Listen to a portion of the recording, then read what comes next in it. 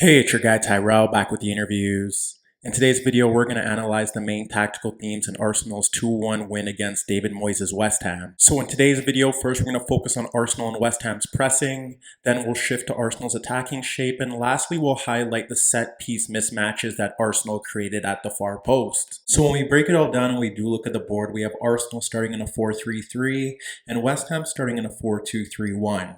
There were some changes to Arsenal's starting 11. As you could see, we did see Tomiyasu playing at right back and Holding playing as the right center back. So that right side of the pitch did have a rejigged partnership. But in terms of the overall game, first we'll focus on pressing. And what we end up seeing here from Arsenal is that they press very well in terms of ensuring that they disrupted West Ham from building out of the back. Given the two shapes, you could see that there is 3v3 in that midfield zone, with Odegaard and Xhaka expected to step near Rice and Noble, and then Elneny tasked with dealing with Lanzini. So in that situation, you have Nketiah in a 1v2 against Cresswell and Zuma, but then Arsenal make that up by having Holding and Gabriel dealing with Bowen. If they wanted to apply pressure towards Cresswell, what you'd see is that Odegaard would step in towards Cresswell and then block off the passing lane into Declan Rice. And from there, what you'd end up seeing was that Elneny would push forward to apply pressure towards Rice to ensure that he wouldn't receive the ball freely.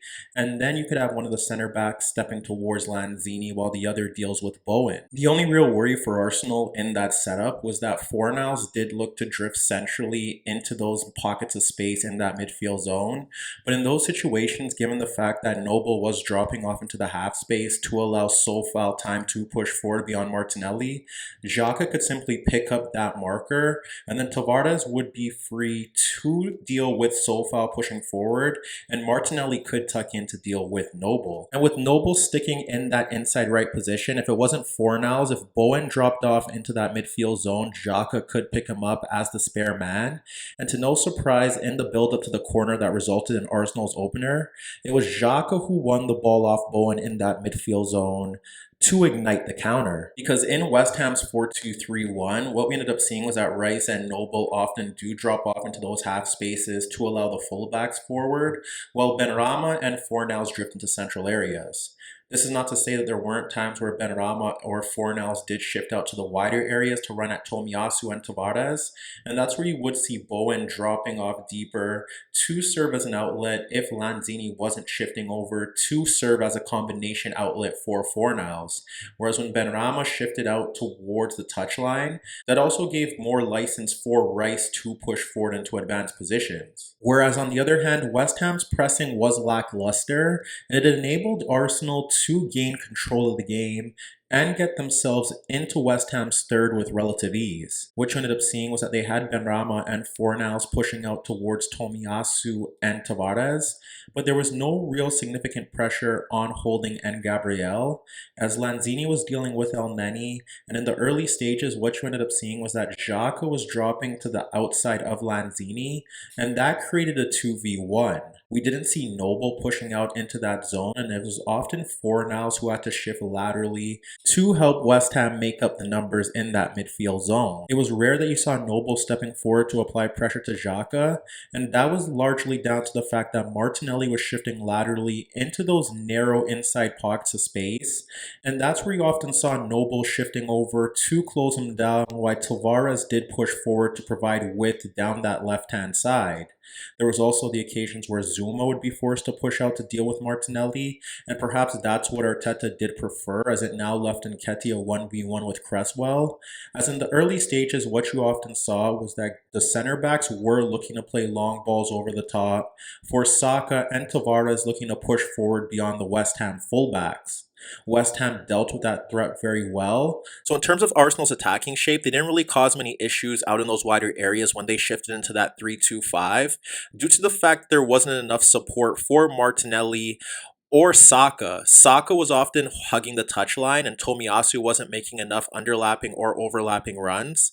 And there was support from Benrahma to help out Fredericks. Whereas over on the left-hand side, with Tavares providing width on the touchline, Martinelli was drifting into central areas, occupying Noble or Zuma.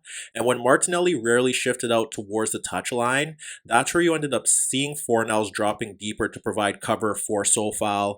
And then Tavares wasn't making any underlapping runs on a consistent basis to provide any combination play to bypass that West Ham shape. So that leaves us with Odegaard and Nketiah. Odegaard often looked to drop in towards that inside right position to get away from Rice's pressure, and that often saw him dropping into space in towards his own third or towards the touchline looking to drag Rice out of position. This ultimately freed up space for Nketiah to drop into that central area to receive the ball, and if he wasn't receiving tight pressure from Cresswell or Zuma sticking with him in towards those areas, then he was often a reliable outlet to receive the ball from Holding, Gabriel, or one of the midfielders that were able to get away from Lanzini or Fornals. And Arsenal were comfortably able to play the ball into Nketiah in that zone, and from there he would help Arsenal retain possession and progress their play. In many cases, this was the issue with West Ham's overall approach, because Holding and Gabriel were constantly capable of playing balls in between the front two of Bowen and Lanzini to get the ball into that midfield zone. And even when you look to the build-up to the corner kicks that were won for the goals, it stems from either West Ham losing possession and you have Odegaard playing the ball into Nketiah, dropping off into that midfield zone to run at the center backs to get a shot off. And then even when you shift to the second half, it was Xhaka getting on the ball freely near the halfway circle, and from there capable of switching play out to Saka to get him to a 1v1 with Fredericks, which should have resulted in either Rice or Cresswell help pressure, but they didn't look to step in to make it a 1v2, and Saka forced Fabianski into a save. Another threat that Arsenal posed stemmed through set pieces, and what we saw that was a reoccurring theme throughout this game was when Arsenal did get corner kicks, you'd often see Gabriel and Tomiyasu occupying markers near the 6-yard box, and then from there you would see Holding starting his run at the edge of the box. He was often in a mismatch due to his height advantage against his markers. We've seen Lanzini and Benrahma tasked with tracking his movement, and he was simply capable of brushing them off with his strength and getting himself into a running position where he'd have a leap over the standstill defenders at the 6-yard area. And from there, he was able to serve as a legitimate goal threat around Fabianski's penalty area. We witnessed this on several occasions prior to the opener, and it was no surprise that he scored the goal from a corner kick, as he was simply capable of repeating that threat on a consistent basis to get himself into those positions. And then even when you shift to the goal in the second half, yes, West Ham are capable of clearing the ball towards Martinelli, but what ends up happening there is that once again you see Gabriel in a position with a diminutive West Ham attacking player, and he simply just runs off their shoulder towards the back post. Martinelli's delivery was competent, and it allowed Gabriel to get into a legitimate goal scoring position from point blank range, and that ultimately resulted in the winner. From there, Arsenal were able to comfortably close out the game, and they simply just dropped off into 2 banks of 4. Rather than having Odegaard stepping towards Cresswell, now he was simply tasked with dealing with Rice. Saka dropped off deeper to help out with the forward movement of Fredericks, and there were times where he often placed himself into 1v2 situations against Benrahma, and from there he helped out Tomiyasu to ensure that Benrahma couldn't get him into 1v1 situations.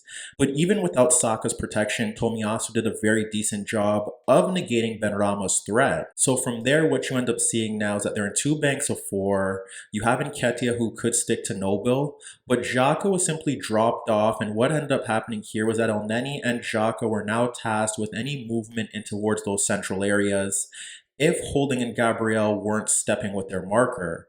For the most part, Holding and Gabriel were tasked with Bowen, and then from there, Fornals looked to drift centrally. Xhaka was the spare man, and he could deal with that threat. And frankly, with West Ham now chasing the game and the fullbacks pushing forward, Arsenal had a legitimate threat in transition when they won possession, as they were simply playing balls into the space behind the fullbacks for Nketiah, who was dropping off deeper to pull out Zuma, and then shifting in towards that space behind the fullbacks to serve as a legitimate goal threat, and he got himself into several positions where he should have killed off the game. Whereas West Ham did look to bring on Antonio for Lanzini, and Bowen dropped off deeper, but when you assess the overall substitutions that West Ham made, they were like for like, and with Arsenal dropping off into those 2 deep narrow banks of 4, they were able to negate West Ham's overall attacking threat and claim all 3 points. So as you can see, this was another massive away win for Arsenal, built on a disciplined Arsenal defensive shape and press,